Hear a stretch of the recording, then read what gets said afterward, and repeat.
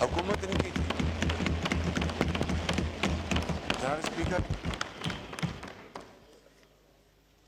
پایہ حقارت سے نہ صرف میری اس پیشکش کو ٹھکرایا گیا بلکہ جو نعرے بلند ہوئے اس ایوان میں وہ تاریخ میں ہمیشہ سیاہ باب میں یاد رکھے جائیں گے. جناب اسپیکر، اگر کسی کے ساتھ کچھ زیادتی ہوتی ہے تو یقیناً انصاف کا پلڑا ہر وقت بھاری رہنا چاہیے، اس میں کوئی دو رائے نہیں. چاہے کوئی سیاسی لیڈر ہے یا زندگی کے کسی بھی شعبے سے اس کا تعلق ہے. جناب اسپیکر، جب اگلا سال آیا میں نے پھر دوبارہ پیشکش کی اپنی جو تقریر تھی بجٹ کے حوالے سے، آئیں دوبارہ بیٹھ کے بات کرتے ہیں. پھر ایسے نعرے بلند ہوئے جن کا ذکر کرنا میں سمجھتا ہوں کہ اس ایوان کی توہین ہے. جناب اسپیکر، آج یہ جو تلخیاں جس حد تک پہنچ گئی ہیں اس کا ذمہ دار کون ہے؟ یہ آج میں سمجھتا ہوں کہ 76 سال بعد ہم ایسی جگہ پر پہنچے ہیں کہ ایک دوسرے سے ہاتھ ملانے سے بھی اب جھجکتے ہیں.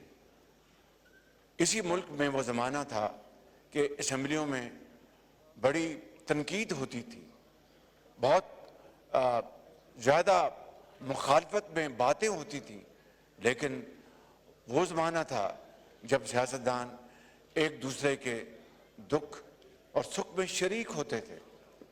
جناب اسپیکر، آج اگر ان کے بانی کو اگر وہاں پر کوئی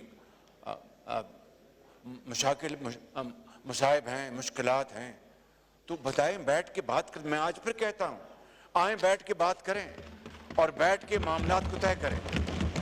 میں نے جو محترم علی محمد صاحب نے اپنی جذباتی تقریر میں جو جن باتوں کا ذکر کیا، کاش وہ یہ بھی ذکر کر دیتے کہ جس دن میری والدہ محترمہ کا انتقال ہوا میں جیل میں تھا اور میں نے جناب اسپیکر سپرنٹینڈنٹ کو کہا کہ آج تاریخ ہے، میری والدہ کا انتقال وہ لندن میں ہے، ان کی وہاں سے میت آنی ہے، تو مجھے آج میں درخواست لکھ دیتا ہوں، مجھے آج آپ چھٹی دے دیں. ان کی یہ ممکن نہیں ہے، آرڈر آیا کہ آپ کو جانا ہے لیکن آپ جائیں گے حاضری لگا کے آ جائیں گے. میں چلا گیا اور وہی گاڑی، میں یہاں پر اپنی ذاتی تکالیف کا نہیں رونا چاہتا. ان کو پتہ ہے کہ وہ جو خطرناک قیدیوں کی گاڑی مجھے کیوں دی گئی تھی کہ میری کمر کو مکمل طور پر اس کو ضعف پہنچے. جناب اسپیکر، میں بھی کینسر سروائیور ہوں، میں نے تو کبھی جیل میں اس کا رونا نہیں ہوا. میں گیا وہاں پر،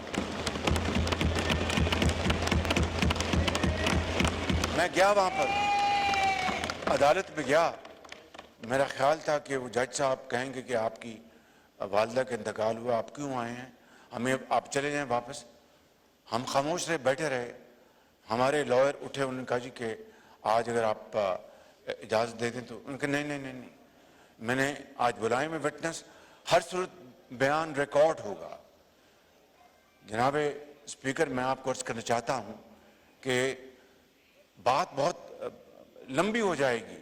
یہ خواجہ آصف صاحب بیٹھے ہیں، یہ رانا ثناء اللہ بیٹھے ہیں، ان کو زمینوں پر لٹایا گیا، ان کو کھانا، یہ تو دیکھیے فیصلہ ان کو قبول ہے یا نہیں ہے، یا مجھے قبول ہے یا نہیں ہے، لیکن اگر ایک فیصلہ آتا ہے تو ایک انڈر ٹرائل قیدی، یہ علی محمد صاحب مجھ سے بہتر جانتے ہیں، انڈر ٹرائل قیدی اور جو جس کو سزا ملی اس